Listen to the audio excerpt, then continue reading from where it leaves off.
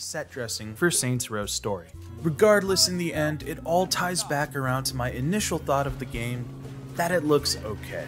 We'll know for sure soon enough, even after being delayed, but Saints Row is now scheduled to release later this year, launching for Xbox Series X and S, Xbox One, PS5, PS4, and PC on August 20th. Party's over, motherfucker!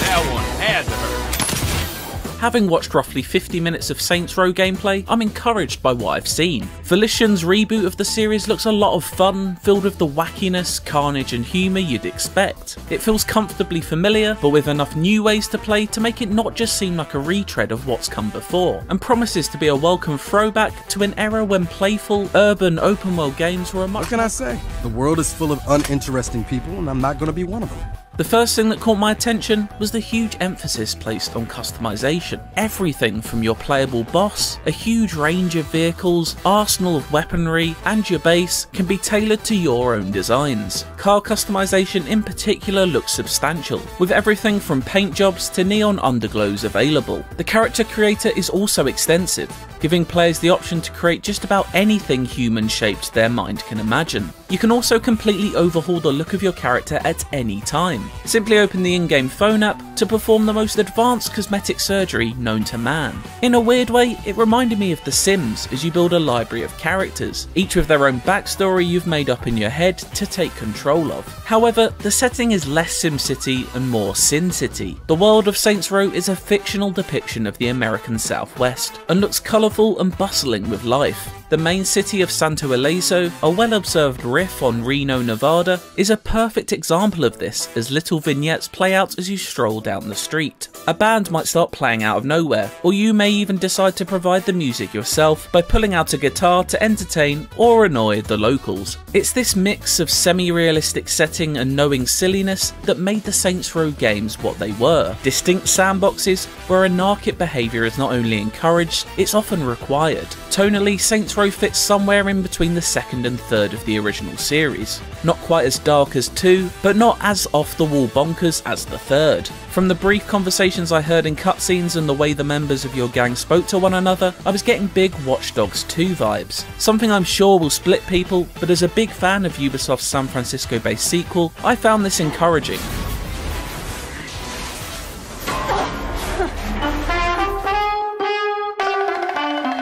That said, Saints Row appears to offer a much more rural setting than you might expect. Large swaths of desert punctured with pockets of civilization fill the map, and it all looks pretty good too, as dust and sand is kicked up into every cactus you fly by. These large open areas look set to be where Saints Row's vehicles shine, with fully revamped driving mechanics which borrow from familiar favourites. Games from the mid-2000s were never shy of taking successful gameplay quirks and dropping them into theirs, and that legacy continues here. Sideswiping into other cars conjures flashbacks of Burnout on PS2, while ejecting from a speeding car, deploying a wingsuit and hijacking another is a staple of Just Cause. I've even seen hints of a Back to the Future style hoverboard. One thing Saints Row has always benefited from is its vast range of unique weapons, and that's no different here. I've seen guns that shoot bullets through walls as if they're paper, finger guns that fire bullets from giant foam hands, and my favourite, the thrustbuster, a throwable football that sticks onto enemies and vehicles, sending them flying into the air before exploding into tiny pieces.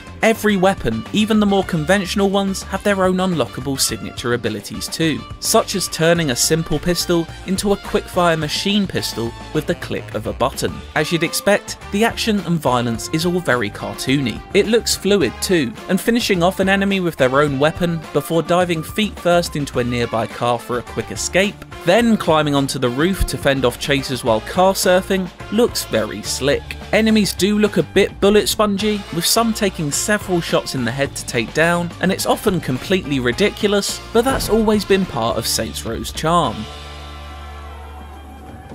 Where the fuck is Kevin?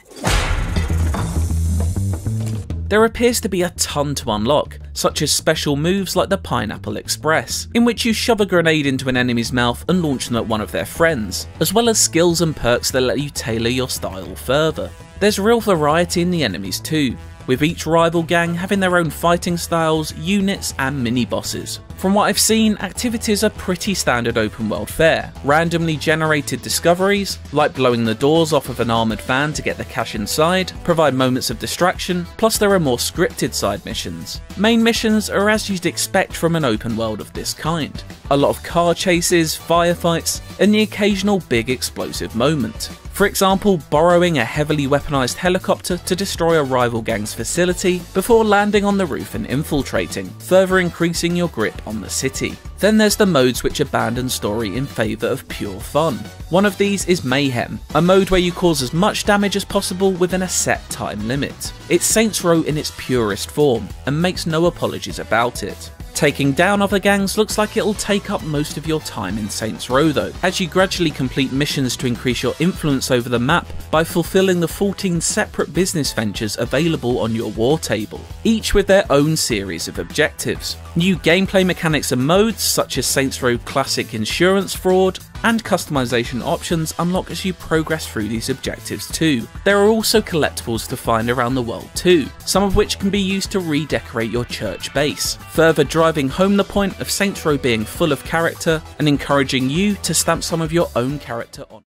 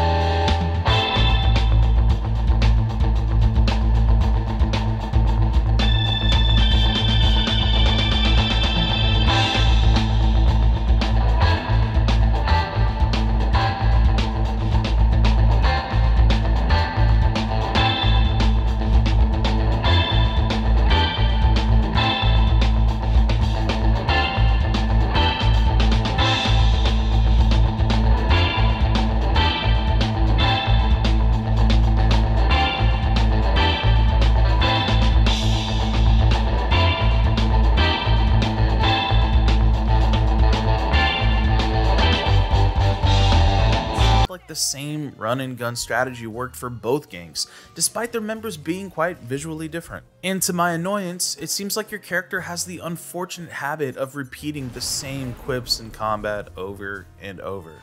While watching the presentation, there was a moment where the playable character was fighting the Los Panteros who had just stripped her car, and during that minute-long fight, she repeated how she was mad because she needed that car at least 3 times. To top it all off, Nina kept offering the same feedback during the fight several times too.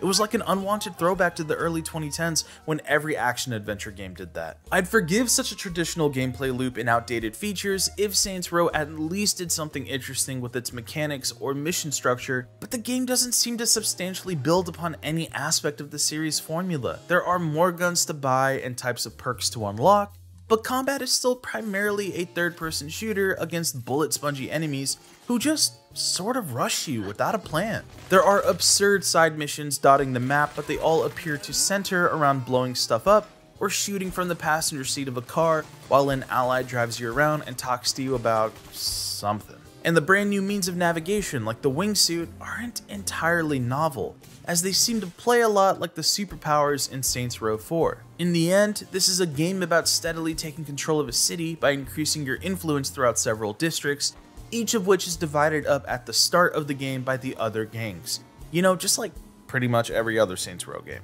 If it wasn't for the graphics, this new Saints Row would seem like a game I had played almost 10 years ago. Now let me be clear, I don't think a new Saints Row has to be completely different.